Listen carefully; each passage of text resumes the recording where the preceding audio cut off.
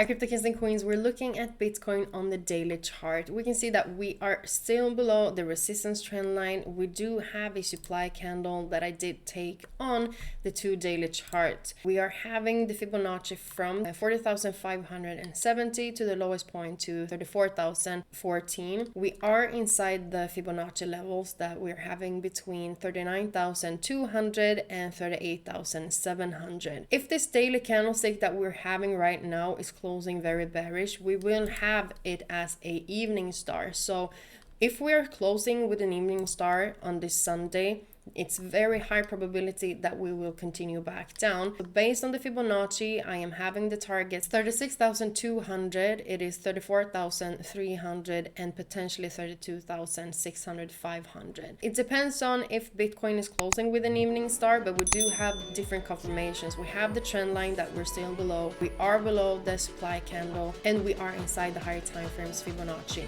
So the evening star is the last pattern that I will use to see if we're pushing back down to these targets.